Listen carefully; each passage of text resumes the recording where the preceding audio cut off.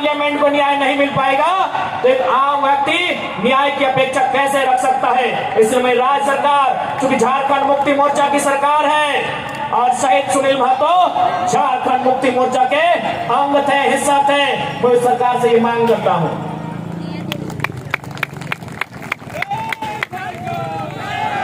तो आज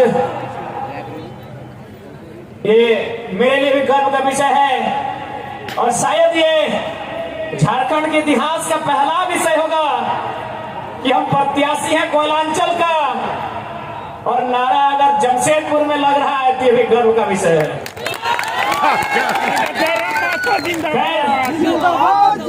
जी हाँ, लोकसभा प्रत्याशी हमने गिरिडीह के लिए सोचा है, अब जमशेदपुर की धरती में नारा लगा रहे हैं तो कोशिश के लिए नारा कम लगाए, नहीं तो जमशेदपुर में भी मन बना सकते हैं। अभी जमशेदपुर के लिए इरादा नहीं है क्योंकि मेरा सोच है कि हम पहला वोट खुद को दें और मेरा वोटर आईडी गिरिडीह में है, इसलिए बाकी भविष्य में जहां जहां से लोग डिमांड करेंगे और जहां से हम लड़ सकते हैं वहां मैदान जंग में शामिल होंगे, क्योंकि हम एक क्षेत्र का लीडर बनने नहीं आए हैं। आज ये कोल्हान की धरती, आज इस धरती के चारों ओर बड़ी बड़ी इमारतें, न जाने कई हजार फैक्ट्रियां, कंपनियां, एक बड़ा उद्योग का क्षेत्र, लेकिन आज जब स्थानीय लोगों को वहां निम्न पाते हैं तो बड़ा सवाल आता है कि आखिर किसके लिए यह झारखंड राज्य अलग किया गया। 88 सालों का संघर्ष, 88,000 का बलिदान, धरती आबा बिरसा मुंडा की जन्मतिथि 2015 नवंबर को यह राज्य अलग हुआ, बिहार राज्य से कटकर 46% भूभाग लेकर 79,714 वर्ग किलोमीटर और उस समय 18 जिले लेकर यह राज्य अलग हुआ। लेकिन आज आप देख सकते हैं, आपकी नजर जहां तक जाएगी, आप जहां तक अपनी नजर को दौड़ा सकते हैं, आज आपको एक ही चीज तस्वीर सामने आएगी कि आज भी झारखंड के लोगों को छलने का, ठगने का काम किया जा रहा है, उसके खिलाफ हम उलगुलान लेकर आएंगे। इन साफ शब्दों में कहेंगे कि मर्यादा पुरुषोत्तम को श्री राम कहते हैं, मर्यादा पुरुषोत्तम को श्री राम कहते हैं, बांसुरी वाले को घनश्याम कहते हैं, मिसाइल मैन को अब्दुल कलाम कहते हैं और जो टाटा बीसीएसएल से आंख मिलाए उसे टाइगर जयराम कहते हैं। बिल्कुल सवाल होगा, जबकि मुझे बहुत सारे लोगों ने कहा कि आप फ्यूचर के लीडर हैं झारखंड का, आप झारखंड का भविष्य है, आप अच्छा बात बोलते हैं, आप अच्छे हैं भी, लेकिन कोशिश कीजिएगा कि कोल कंपनियों के खिलाफ मत बोलिएगा, टाटा, वेदांता, बिरला के खिलाफ मत बोलिएगा, ये बड़ी हस्ती है। तो हम भी कह दें कि अगर आप बड़ी हस्ती है तो याद रखिएगा उस बस्ती को हमारी हस्ती के कारण आप टिके हैं। जी हाँ, ये बातें हमारे सामने आई कि आप, और बिल्कुल इतिहास गवाह है, चूंकि इसे टाटा नगरी के नाम से जाना जाता है, तो मैं आपको इतिहास के पन्ने से परिचय करवाऊंगा। 1977 का वो साल था, लेकिन वो कोल्हान नहीं, वो कोयलांचल था, वो टाटा सिजवा नामक क्षेत्र था और वहां के जीएम ने एक कोयलांचल के हीरे को ऑफर किया था कि हम तुम्हें कार देंगे। उस कोयलांचल के हीरे ने कहा था हमें कार नहीं, बदले में रैयतों के लिए रोजगार चाहिए। इस बात में उनके बीच तू में हुआ था, वाद विवाद बढ़ा था और आज इतिहासकार कहते हैं, आज जो लोग गांवों में वो कहते हैं कि शहीद शक्तिनाथ महतो ने उस समय तत्कालीन टाटा के जीएम के गालों में खींच कर 2 तमाचा लगाया था। मैं उस वंश का औलाद हूँ, मैं उस कौम का औलाद हूँ। हाँ, ये मानता हूं कि बदले में फिर बाद में शहीद शक्तिनाथ महतो की हत्या उसी टाटा के जीएम के नेतृत्व में हुआ था। आज उसी का पाई पाई हिसाब लेने आया हूं। अरे कब तक डरेंगे भाई? अरे क्यों डरेंगे? मौत से क्यों डरेंगे? मौत तो हमारे नसीब में है। 77 में शक्तिनाथ महतो, 10 साल बाद 87 शहीद निर्मल महतो, 12 साल बाद 99 रतिलाल महतो, फिर 8 साल बाद 2007 शहीद सुनील महतो। तो सुन लीजिए कंपनी के दलालों, 77, 87 शीशा अंत में साथ साथ आता है। अब सामने है 2027, आप तैयारी कर लीजिए जयराम महतो के लिए,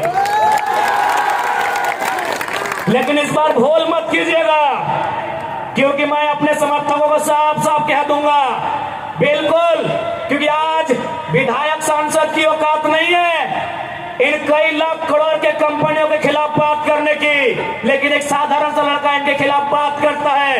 हो सकता है हमारी हत्या होगी, हमें परवाह नहीं, लेकिन अगर मुझे मानने वाले लोग हैं और मेरी हत्या होती है तो मैं आपसे कहूंगा उस समय धरना नहीं दिया जाएगा, ना कोई आगजनी किया जाएगा, ना ही सड़क जाम किया जाएगा और ना ही बसों का शीशा फोड़ा जाएगा। यदि सच में हमारी हत्या से आपको गुस्सा लगे तो शीशा नहीं, सर फोड़ना उन बेईमानों का जिनके कारण हमारी हत्या हुई। बहुत दिन तक डर के रहे, बहुत दिन तक डर के रहे, कत्ल होगा, शहादत होगी निर्मल महतो की, शहादत होगी सुनील महतो की, और टाटा में असिस्टेंट जीएम के पद पर काम करेगी एसएसपी पत्नी। हम सवाल करेंगे, ये सवाल करने का हमको हक है। शहादत देंगे सुनील महतो, आज उनकी विधवा मां रो रही है, आर्थिक दयनीय स्थिति का सामना कर रही है, और एसएसपी की बीवी या फ्री फोकट में जनरल मैनेजर पद पे काम करेगी। हम इसका सवाल करेंगे, आपको जो कहना है कीजिए, आपको जो करना है कीजिए। अरे कब तक करेंगे कोल्हानवासी, कब तक करेंगे, कब तक इनकी गुलामी सहेंगे? अरे जिनके हमारे बाप दादाओं की जमीनों पे टाटा जमशेदपुर खड़ा है, हमारी बाप दादा की जमीन पे उसा मार्टिन खड़ा है, हमारी बाप दादा की जमीन पे टिस्को खड़ा है। इस बात को जहन में याद रखिएगा कोल्हानवासियों। आज कोल्हांचल से ये टाइगर ये संदेश लेके आया है कि अब हमें डरने की नहीं, अरे मरना पड़े तो मर जाइए, लेकिन आने वाली पीढ़ी के भविष्य के लिए आज हमें इस लड़ाई को लड़ना होगा। मैं लोकतंत्र के चौथे स्तंभ के माध्यम से मैं सवाल करूंगा टाटा मैनेजमेंट से कि ललित दास कौन है? Who is Lalit Das? What is his ability? उसकी योग्यता क्या है? कौन है ललित दास? उसकी योग्यता क्या है? कितना तक पढ़ा है कि आज सीएसआर को संभालेगा, आज IL6 में नौकरी करेगा? साला जिसका गांव उजड़ा, एक नहीं 18 गांव टाटा के लिए उजड़ा है, और छत्तीसगढ़ का रघुवर दास जी का बेटा ललित दास यहाँ IL6 में नौकरी करेगा, सीएसआर को संभालेगा। हम सवाल करेंगे, पूछेंगे मैनेजमेंट से, छापिए इसको हेडलाइन में कि जयराम महतो टाटा प्रबंधन से सवाल करता है, जमशेदपुर की टाटा प्रबंधन से, कि ललित दास कौन है, क्या है उसकी योग्यता? बाहर बात अच्छा मजाक बना के रखती है, कत्ल होगा हमारा, लहू बहेगा हमारा, हमारी लहू से स्वर्णरेखा की नदी लाल होगी, हमारी लहू से दामोदर की नदी लाल होगी, और ललित दास माला माल होगा। हम सवाल भी करेंगे और बवाल भी करेंगे, इस बात को लीजिए। आइए सामने टाटा के प्रबंधन, और हमें उत्तर दीजिए कि ललित दास कौन है, क्या है उसकी योग्यता? पूर्व मुख्यमंत्री का बेटा होना योग्यता है या वर्तमान राज्यपाल का बेटा होना योग्यता है? क्या यह योग्यता कहा जाएगा? भारत एक संवैधानिक राष्ट्र है, क्या बाप के दौड़ने के बदले बेटा दरोगा बनेगा? बाप के दौड़ से बेटा दरोगा बनेगा? बाप एग्जाम पास करके बेटा टीचर बनेगा? तो पूर्व मुख्यमंत्री है चाहे वर्तमान राज्यपाल है, ललित दास कौन है? हमको हिसाब किताब चाहिए। आज ना ये चुनावी भाषण देने आए हैं, न राजनीति की बात करने आए हैं, एक संदेश लेके आए हैं कि कोयलांचल और कोल्हान के लोगों, हम दो हमारे दो नहीं, बिल्कुल इस भ्रम में मत रहिए, हम दो हमारे दो नहीं, तीसरा पैदा कीजिए, उसको निर्मल महतो बनाइए, उसको हथियार से लेस कीजिए। अरे कैसे लड़ेंगे आप इनसे? 20 लाख करोड़ की प्रॉपर्टी है इनकी, आप ऐसे लोगों से लड़ पाएंगे? आपका टीचर बेटा लड़ पाएगा? आपका वकील बेटा इनसे लड़ पाएगा? आपका डॉक्टर बेटा इनसे लड़ पाएगा? इसलिए आज कोल्हान और कोयलांचल हम दो हमारे दो नहीं, तीसरा पैदा कीजिए, उसको निर्मल बनाइए और बेईमानों से युद्ध के लिए तैयार कीजिए। आपको बचाने कोई नहीं आएगा। अरे आप किससे उम्मीद करते हैं? एसएसपी, आपको जानकारी होना चाहिए, एसएसपी टाटा का साथ देते हैं। हिंदू मुस्लिम का राइट होता है, 44 मुसलमानों की दुकान तोड़ी जाती है, उस समय धारा 144 होता है, लेकिन टाटा रातों रात रोड बनाता है, धारा 144 से कहीं जिक्र नहीं होता है। आपकी सुरक्षा कौन करेगा बताइए? कौन करेगा आपकी सुरक्षा? ये हम आप बताइए हमें, कौन करेगा आपकी सुरक्षा? आज ये डोबो का वीडियो किसी हो, कोई डोबो का सीओ है, पहले मैं कहना चाहूंगा ये बहुत सारे पुलिसकर्मी हैं जो ईमानदार हैं, उनको नमस्कार है।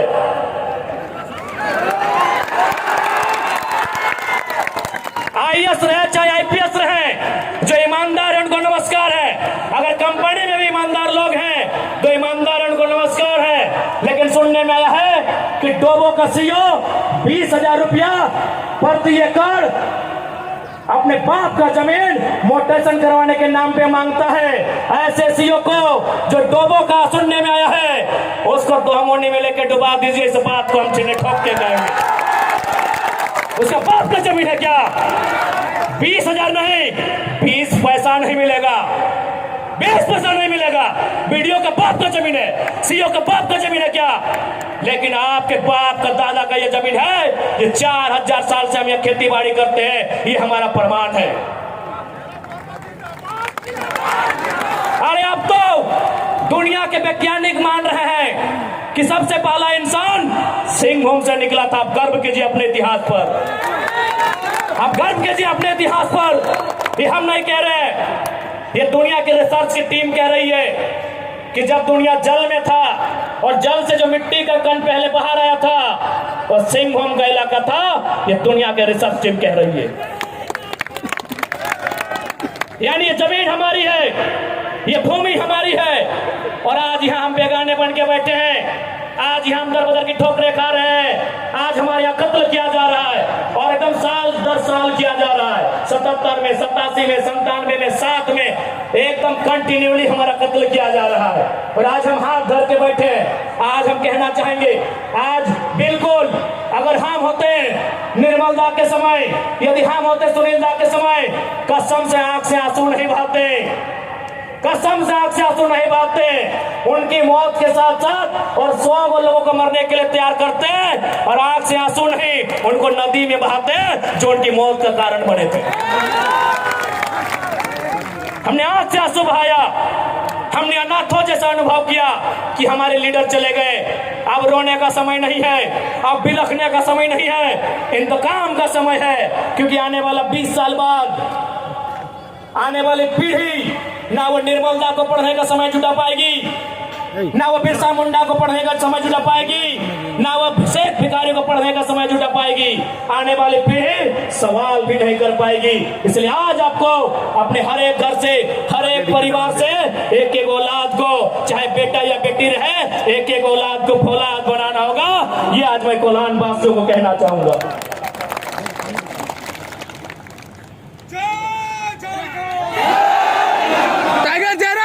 जिंदाबाद, जिंदाबाद, जरा मत जिंदाबाद। आज मैं एक सवाल करूंगा इस भीड़ से, मैं सवाल करूंगा टाटा नगरी में से बड़ी बड़ी इमारतों में बैठे लोगों से कि जब 1907 में टाटा की स्थापना हुई थी, मालिक कौन था? टाटा का वक्त कोई होगा? जब 1907 में टाटा की स्थापना हुई थी, मालिक कौन था? Who was the founder? Who was the owner? Tata का कोई होगा? नौसेरे भाई टाटा या जो भी उनका नाम है। आज 115 साल बीत चुके हैं। आज टाटा का मालिक कौन है? आज भी टाटा का मालिक टाटा का वंशी है। 100 साल पहले टाटा ने पूंजी का इन्वेस्ट किया था, आज 100 साल बाद भी टाटा का मालिक टाटा का वंशज है। लेकिन एक सवाल होगा मेरा, 100 साल पहले जिन कुर्मियों ने, जिन संथालियों ने, जिन हो ने, जिन गोड़ाई ने, जिन घीवर ने, जिन अल्पसंख्यक ने टाटा में जमीन दिया था, आज उस परिवार के पास क्या नौकरी है? आज हम सवाल करें। मातो जिंदाबाद। अरे आपने पूंजी लगाया, 100 साल बाद आप मालिक है, हमने भी पूंजी दिया है। पूंजी 2 प्रकार की होती है इंपॉर्टेंट, एक जमीन, दूसरा अर्थ। अर्थ आपका, मालिक आज आप है, जमीन हमारी, हम कहां है ये सवाल करेंगे। ये कैसा देश है जो कहते हैं गांधी का देश है, ये किसानों का देश है। गांधी जी कहते थे कि किसानों की आत्मा बसती है गांव में, तो आज कहां है गांव, आज कहां है किसान? केवल पूंजीवादी का हावी, आज चारों तरफ केवल कैपिटलिज्म के लोगों का दबदबा। ठीक है, हम विकास के विरोधी नहीं है, अरे हमने इंसान भी दिया है और जमींदार भी दिया है। हमने इंसान के रूप में कभी बिरसा भगवान को दिया, कभी भागीरथ मांझी, कभी तिलका मांझी को दिया, तो कभी निर्मल महतो, तो कभी सुनील महतो जैसे शेर को हमने दिया। और जमीन की बात कीजिएगा तो जहां तक टाटा की नजर जाएगी वो जमीन सारी की सारी हमारी है। क्या नहीं दिया हमने विकास के नाम पे? विकास के नाम पे हमारा कत्ल हुआ, विकास के नाम पे हमारा गांव उजाड़ा गया, विकास के नाम पे हमको लूटा गया। और आज अगर हम सवाल करेंगे तो आप हमें उग्रवादी जैसे शब्दों से नवाजेंगे। तो आज ये बात जान लीजिए, भले आज ये आपका समय है क्योंकि प्रधानमंत्री आपके हैं। सही बात है, किसानों के प्रधानमंत्री नहीं है। भले आप भावनाओं में वोट देते हैं, आज फिर किसान आंदोलन कर रहा है, किसान 700 मर चुके हैं, ये किसानों के प्रधानमंत्री नहीं है। अगर ये किसानों के प्रधानमंत्री होते तो एक रूल बनाते। 1984 तक टाटा ने जो 15,000 एकड़ जमीन का अधिग्रहण किया है, उसमें मात्र 3,000 एकड़ में प्रोडक्शन का काम हुआ है, मात्र 3,000 एकड़ में कंपनी का एस्टेब्लिशमेंट किया गया है। यदि ये देश और ये वर्तमान के प्रधानमंत्री अगर किसानों के होते तो एक फरमान जारी करते कि बाकी जो आपके पास 12,000 एकड़ बचा है उसे पोल्ट्री फार्म खोलना है क्या? उसे पोल्ट्री फार्म खोलना है? जी नहीं, रियल एस्टेट को बेचना है। हमारी जमीनें टाटा डिसाइड करेंगे रियल एस्टेट को बेचना है। इसलिए अगर सच में ये किसानों के प्रधानमंत्री होते तो एक नियम बनाते, और ये नियम है भी, बकायदा न्यायालय में चर्चा उठ चुका है कि यदि किसी कंपनी ने जमीन लिया है और उस जमीन पे काम नहीं हुआ है तो रैयत को वापस लौटाना चाहिए। टाटा ने 15,000 एकड़ जमीन लिया है, मानते हैं 3,000 एकड़ पर इन्होंने काम किया है, चलिए 3,000 एकड़ एक्स्ट्रा, अभी भी 10,000 एकड़ जमीन है जो इनके कब्जे में है, वो यहाँ के रैयतों को वापस मिलना चाहिए। तब मानेंगे ये गांधी का देश है, तब मानेंगे किसानों का देश है। आप बोलेंगे हम मान लेंगे, दीजिए 10,000 एकड़ जमीन वापस, तब मानेंगे किसानों का देश है, तब मानेंगे महात्मा गांधी का देश है। आज और तमाम जितने भी IAS, IPS मिनिस्टर, आज अगर मैं साफ कहूंगा कि संविधान की जितनी हत्या उग्रवादी आतंकवादी करते हैं उससे कहीं ज्यादा वो IAS, IPS और मिनिस्टर संविधान की हत्या करता है जो पूंजीपतियों का साथ देता है। क्यों पता है? पढ़े लिखे लोग, पुलिसकर्मी भाई आप भी सुनिएगा कि आपके SP संविधान की हत्या कैसे करते हैं। हाँ, पुलिस वाली दीदी आप भी सुनिएगा कि आपके DC संविधान की हत्या कब करते हैं। भारत के संविधान को खोलिए, भारत के संविधान में प्रियम्बल आता है, प्रियम्बल में क्या लिखा है पता है? हम भारत के लोग सामाजिक, राजनीतिक, आर्थिक न्याय की बात लिखा है। हम भारत के लोग धर्मनिरपेक्ष समाजवाद का नाम लिखा है, समाजवाद, पूंजीवाद नहीं लिखा है, कहीं नहीं लिखा है। भारत के संविधान में समाजवाद लिखा है। हम भारत के लोग धर्मनिरपेक्ष समाजवाद भारत की निर्माण करेंगे। आज ये जो भी IAS, IPS अगर पूंजीवाद का पक्ष लेते हैं, नक्सली से भी बड़ा नक्सली वो IAS, IPS होते हैं। हाँ, हम सीना ठोक के कहेंगे। बाकी SP साहब, आप चाहे तो हमारी मौत का साजिश कर सकते हैं, क्योंकि आपकी पत्नी को पूर्व में, अभी नहीं, अभी वाले नहीं, अभी वाले नए आए हैं, पूर्व वाले SSP साहब, आप चाहें तो हमारी हत्या की साजिश रच सकते हैं, रचने का आपको अधिकार है। आपकी पत्नी को टाटा के दलालों ने नौकरी जो दिया है, और ये कोई नई बात नहीं है, झारखंड राज्य में केवल गुंडों ने मौत का साजिश नहीं किया।